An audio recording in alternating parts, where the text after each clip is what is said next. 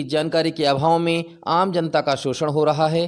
कानून की सही जानकारी देने एवं विधिक छात्र छात्राओं का सही मार्गदर्शन करने का प्रयास हम द लीगल टॉक चैनल के माध्यम से कर रहे हैं। तो अधिक समय न लेते हुए चलिए स्टार्ट करते हैं। दोस्तों, आज हमारी चर्चा का विषय है महिलाओं का हिंसा से संरक्षण एवं उनके कानूनी अधिकार। दोस्तों, हम इसको एक दृष्टांत के माध्यम से समझते हैं। ए एक महिला है, उसका विवाह बी के साथ पूर्ण हिंदू रीति रिवाज से लगभग 1 वर्ष पूर्व हुआ था। बी और उसके घर के सदस्य ए को दहेज के लिए प्रताड़ित करते हैं और यह कहते हुए कि ए अपने मायके जाकर बी के लिए एक कार और 10 लाख रुपए नगद लेकर आए, अन्यथा बी उसे घर में नहीं रखेगा और उसे घर से निकाल देता है। तो अब ए के पास कौन कौन से कानूनी अधिकार हैं और वह उनका प्रयोग कैसे कर सकती है?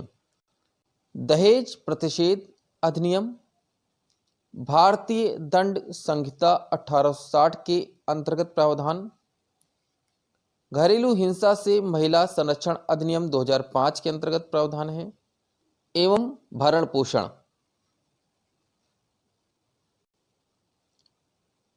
भारतीय दंड संहिता 1860 की धारा 498 ए के अंतर्गत यह प्रावधान है कि जो कोई किसी स्त्री का पति या पति का नातेदार होते हुए भी ऐसी स्त्री के प्रति क्रूरता करेगा तो उसे कारावास एवं जुर्माने से दंडित किया जाएगा।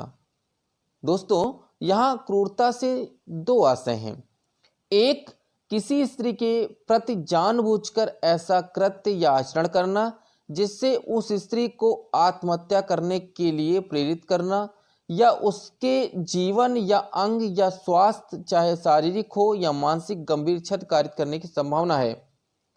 दूसरा, किसी संपत्ति या दहेज के लिए उस स्त्री को प्रताड़ित करना। इसके साथ ही भारतीय दंड संहिता के अंतर्गत उस स्त्री को मारना, पीटना, गाली गलौज करना एवं जान से मार देने की धमकी देना एवं जान से मार डालने की धमकी देना भी अपराध की श्रेणी में आता है और इसके लिए भी उस स्त्री के पति व उसके नातेदार को दंडित किया जाएगा। इसके अतिरिक्त दहेज प्रतिषेध अधिनियम 1961 एवं घरेलू हिंसा से महिला संरक्षण अधिनियम 2005 के प्रावधानों के तहत भी महिलाएं अपनी शिकायत दर्ज करा सकती हैं।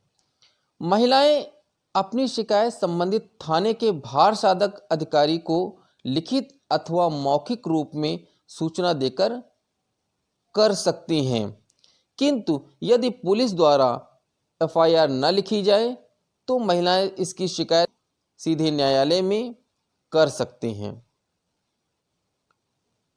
महिलाएं भरण पोषण के लिए सीधे कुटुंब न्यायालय में वाद योजित कर गुजारा भत्ता प्राप्त कर सकती हैं। कुटुंब न्यायालय में सीधे धारा 125 सीआरपीसी के अंतर्गत भरण पोषण भत्ते के लिए प्रार्थना पत्र दे सकती हैं।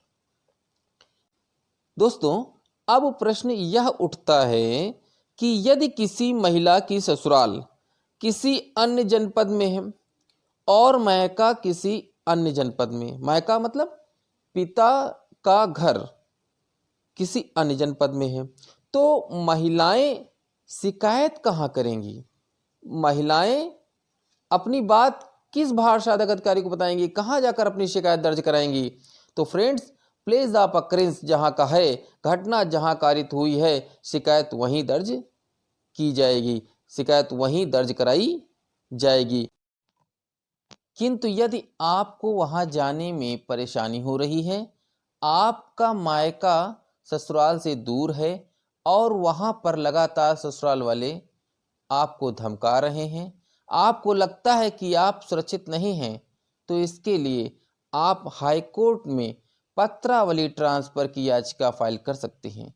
यदि माननीय उच्च न्यायालय को यह लगता है कि वास्तव में आपकी जान को खतरा उक्त जनपद में हो सकता है, या आपकी समस्या जायज़ है तो माननीय न्यायालय द्वारा आपके समस्त वादों की पत्रावलियों को किसी अन्य जनपद में ट्रांसफ़र कर दिया जाएगा। इस प्रकार महिलाओं का हिंसा से संरक्षण एवं उनके कानूनी अधिकार से संबंधित आज का विषय समाप्त होता है।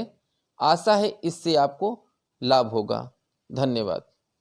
अगर वीडियो पसंद आई हो तो वीडियो को लाइक कीजिए, शेयर कीजिए और चैनल को सब्सक्राइब करके बेल आइकन को प्रेस कीजिए, जिससे हमारी आने वाली वीडियोस आप तक सबसे पहले पहुंचें।